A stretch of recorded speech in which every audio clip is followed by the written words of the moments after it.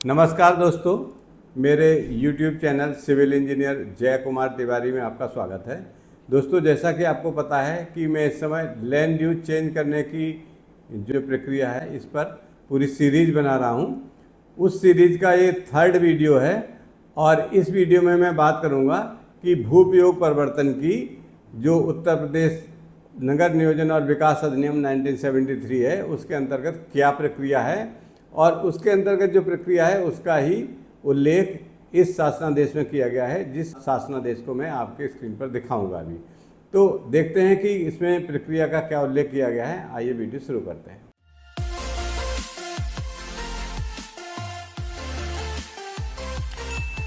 दोस्तों, मैं इस समय लैंड यूज कन्वर्जन के संबंध में पूरी सीरीज बना रहा हूं, जिसमें लैंड यूज कन्वर्जन कराते समय किस लैंड यूज से कौन से लैंड यूज में कन्वर्ट कराएंगे तो कितना पैसा लगेगा, इसके लिए एक अलग वीडियो बना हुआ है। उसके जो डेफिनेशंस हैं उसके लिए अलग वीडियो बना हुआ है। और आज इस वीडियो में बात करेंगे कि लैंड यूज कन्वर्जन की क्या प्रक्रिया निर्धारित की गई है UP urban planning and development act 1973 के अंतर्गत। वो प्रक्रिया इस शासनादेश में विस्तृत वर्णित की गई है और वही शासनादेश के माध्यम से मैं आपको डिटेल बता रहा हूँ कि इस समय जो शासनादेश प्रचलित है उसमें क्या प्रक्रिया दर्शाई गई। मैं आपको ये भी बताना चाहूँगा कि जो हमारे मित्र ये चाह रहे हैं कि हमें इस शासनादेश की कॉपी मिल जाए या जो इसमें संशोधन किया गया है उसकी कॉपी मिल जाए, तो दोस्तों मैं जो इस सीरीज़ का लास्ट वीडियो बनाऊंगा उस वीडियो के डिस्क्रिप्शन में मैं दोनों शासनादेशों की, जो मूल शासनादेश है और जो संशोधन के लिए शासनादेश आया था, उन दोनों का लिंक डिस्क्रिप्शन में दे दूंगा। आप अंतिम वीडियो के, जो इस सीरीज़ का अंतिम वीडियो होगा, उसके डिस्क्रिप्शन में जाके लिंक से अपने जो शासनादेश हैं वो डाउनलोड करके पढ़ सकते हैं और उसका प्रिंट भी ले सकते हैं। आप अपने स्क्रीन पर देखिए दोस्तों, भूप्रयोग परिवर्तन की प्रक्रिया के बारे में इसमें उल्लेख किया गया है। ये प्रक्रिया UP urban planning and development act 1973 की धारा 13 के अंतर्गत किया जाता है और इसमें उल्लेख किया गया है पॉइंट नंबर 1, आवेदक प्राधिकरण के उपाध्यक्ष के समक्ष इस नियमावली में संलग्न प्रपत्र में निम्नलिखित दस्तावेजों के साथ आवेदन प्रस्तुत करेगा। मतलब आवेदन करने के लिए जो एप्लीकेशन फॉर्म है उसका भी परफॉर्मा प्रिस्क्राइब्ड है, उसी प्रिस्क्राइब्ड परफॉर्मे पर आपको आवेदन करना है और उसके साथ कौन कौन से दस्तावेज लगाने हैं ये भी निर्धारित हैं। उन दस्तावेजों के बारे में ही इस पैराग्राफ में उल्लेख किया गया है। मैं बिंदुवार आपको पढ़ के बताता हूँ। सबसे पहले नंबर का भूमि का विवरण जैसा भी हो, भूमि का विवरण जो भी है वो आपको करना है। उसके संबंध में भी, विवरण के संबंध में भी नीचे बिंदुवार स्पष्टीकरण दिया हुआ है, मैं उसको पढ़ के सुनाता हूँ आपको। इसमें लिखा हुआ 1, अविकसित क्षेत्र की स्थिति में राजस्व ग्राम, तहसील, जिले का नाम, गाटा संख्या, गाटावार क्षेत्रफल और 1:4000 स्केल पर सजरा मैप। अविकसित क्षेत्र का क्या मतलब हुआ? जो हमारे प्रचलित मास्टर प्लान में क्षेत्र घोषित हैं, अविकसित क्षेत्र अलग घोषित है, विकसित क्षेत्र अलग घोषित है, निर्मित क्षेत्र अलग घोषित है।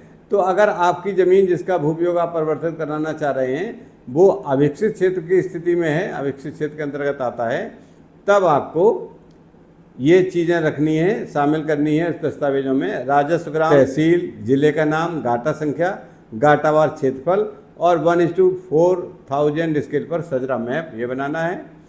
नंबर 2, अब अगर आपकी ज़मीन निर्मित या विकसित क्षेत्र के अंतर्गत है तो आपको प्लाट संख्या, क्षेत्रफल हेक्टेयर में और स्थानीय क्षेत्र का नाम एवं 1:1000 स्केल पर स्थल का नक्शा, ये आपको संलग्न करना है। अब इसका नेक्स्ट पॉइंट है खा में लिखा हुआ है स्वामित्व ऑब्लिक विक्रय विलेख की प्रमाणित प्रति। आपको जो ऑनरशिप के डॉक्यूमेंट हैं वो संलग्न करने हैं। नेक्स्ट पॉइंट है गा में लिखा हुआ है यथास्थित प्रवृत्त महायोजना ऑब्लिक क्षेत्रीय विकास क्षेत्र में भूप्रयोग।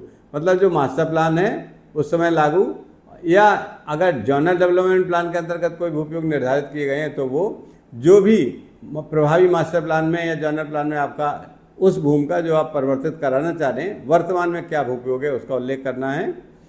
परिवर्तन के लिए प्रस्तावित भूप्रयोग। अब इसमें करना है कि आप कौन सा भूप्रयोग चाह रहे हैं, क्या प्रस्ताव दे रहे हैं कि हमारा ये भूप्रयोग कर दिया जाए, वो उसका उल्लेख करना है। नेक्स्ट है आवेदन शुल्क ₹1000 प्रति हेक्टेयर या उसके भाग के लिए न्यूनतम रुपया 1000 के अधीन रहते हुए, मतलब प्रति हेक्टेयर 1000 रुपये का आवेदन शुल्क है, या उसका भाग है मतलब 1 हेक्टेयर से कम भी है तब भी उसके लिए 1000 रुपये ही लगेगा। न्यूनतम जो शुल्क है वो 1000 रुपया प्रति हेक्टेयर या उसके भाग के लिए भी 1000 रुपया निर्धारित किया गया है। अब इम्पॉर्टेंट पॉइंट है पॉइंट नंबर 2, इसमें लिखा हुआ आवेदन पत्र की संवीक्षा के पश्चात यदि प्राधिकरण की राय में संशोधन अधिनियम की धारा 13 की उपधारा 1 में निर्दिष्ट प्रकृति का है तो निम्नलिखित प्रक्रिया का अनुपालन किया जाएगा। हमारा जो UP urban planning and development act 1973 है उसकी धारा 13 में एक उपधारा 1 है, अगर उसके अंतर्गत आप संशोधन चाहते हैं, उस प्रकृति का चाहते हैं, तब आपको निम्नलिखित प्रक्रिया का अनुपालन किया जाएगा आपके लिए। यहाँ ये भी स्पष्ट कर दें कि अगर उपधारा 1 में निर्दिष्ट प्रकृति का आपका जो भूपयोग परिवर्तन का प्रस्ताव है वो नहीं है तो उसके लिए अलग प्रक्रिया है, वो अगले बिंदु में बताई गई है, मैं उस समय उसका विवरण आपके सामने रखूंगा। अब अगर उपधारा 1 में विनिर्दिष्ट आपका जो प्रकृति है भूपयोग परिवर्तन की, तो उसके लिए इन्होंने उल्लेख किया है पॉइंट नंबर का, प्राधिकरण आवेदन पत्र को अपने बोर्ड बैठक में युक्त निर्णय के लिए प्रस्तुत करेगा, बोर्ड में रखा जाएगा जो प्राधिकरण का बोर्ड होता है, और उसके गुण दोष के आधार पर प्राधिकरण बोर्ड उस पर निर्णय लेगा। पॉइंट नंबर खा, आवेदन पत्र के अनुमोदन की दशा में प्राधिकरण अधिनियम की धारा 13 की उपधारा 3 के अनुसार संबंधित विकास क्षेत्र में प्रचलित 2 समाचार पत्रों में आपत्तियां और सुझाव आमंत्रित करते हुए सूचना प्रकाशित करेगा। आपत्तियां और सुझाव प्रस्तुत करने की न्यूनतम अवधि सूचना के प्रकाशित होने के दिनांक से 15 दिनों की होगी।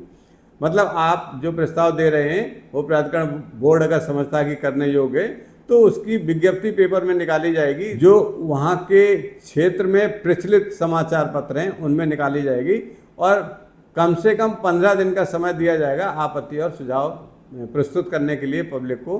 पब्लिक इसमें आपके जो प्रस्तावना है, जो आप भूपयोग परिवर्तन कराना चाह रहे हैं, उस पर अपने आपत्ति और सुझाव दे सकती है। इसकी न्यूनतम अवधि 15 दिन रखी जानी आवश्यक है। नेक्स्ट पॉइंट है गा, प्राप्त आपत्तियों और सुझाव यदि कोई हो पर अंतिम प्राप्त के दिनांक से 30 दिनों के भीतर सरकार द्वारा गठित समिति द्वारा विचार किया जाएगा।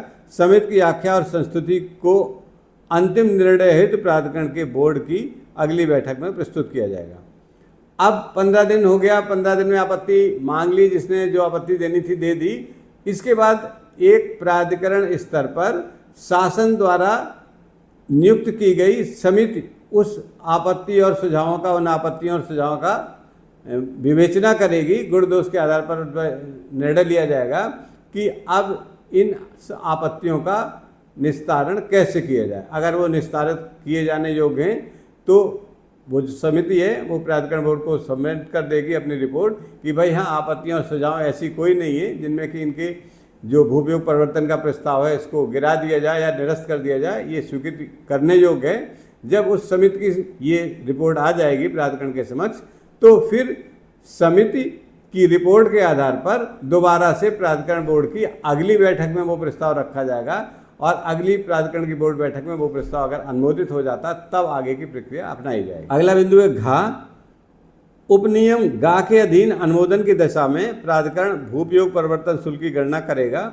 और उसका भुगतान के लिए आवेदक को 15 दिनों के भीतर मांग पत्र जारी करेगा। मतलब ये हुआ कि अगर जो शासन द्वारा गठित समिति है वो यस कर देती है और ये कहती है कि अब इनका प्रस्ताव अनुमोदन योग्य है, तो प्राधिकरण द्वारा उस भूपयोग परिवर्तन में लगने वाले शुल्क की गणना की जाएगी। कितना चार्ज लगेगा लैंड यूज कन्वर्जन के लिए, इसकी गणना होगी, और गणना के बाद एप्लीकेंट को वो शुल्क जमा करने के लिए डिमांड लेटर या नोटिस जारी कर दिया जाएगा प्राधिकरण के द्वारा। अब जैसा कि मैंने अभी पूर्व में आपको बताया था कि अधिनियम की धारा 13 की उपधारा 1 के अधीन जो विनिर्दिष्ट संशोधन है उनके संबंध में अभी प्रक्रिया बताई गई थी।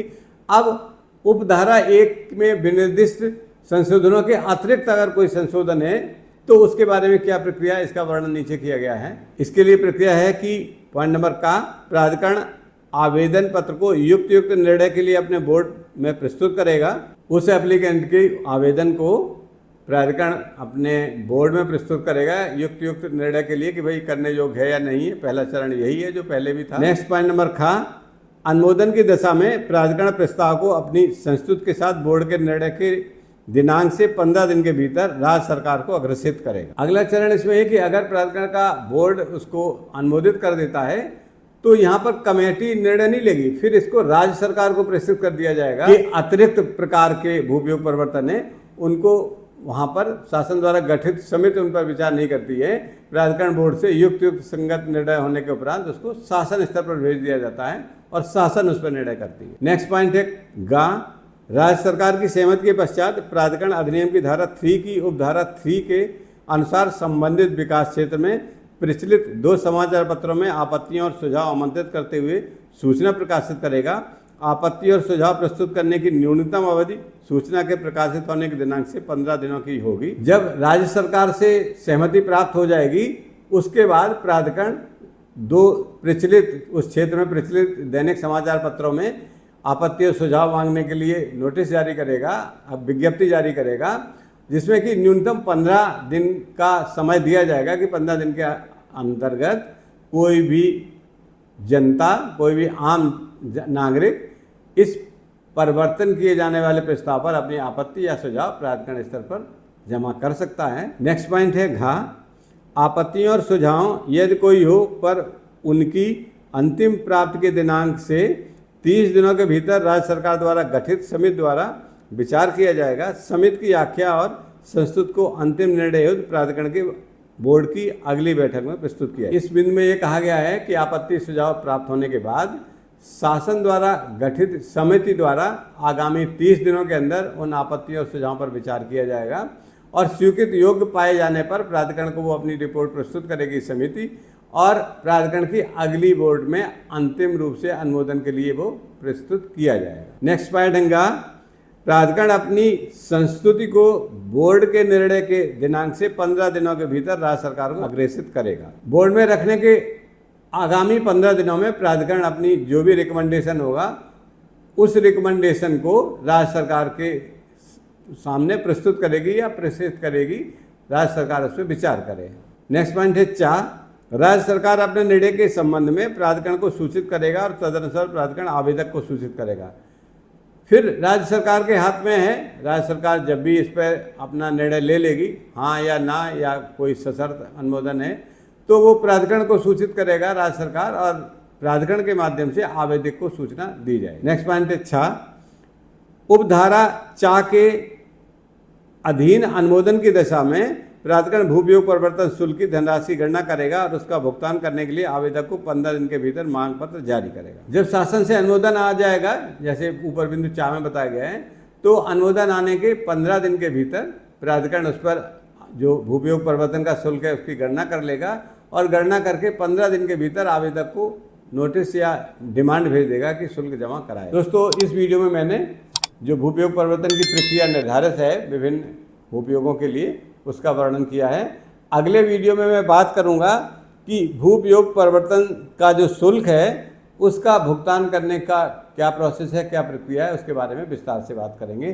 तो इस सूचना के साथ ये वीडियो यहीं समाप्त होता है।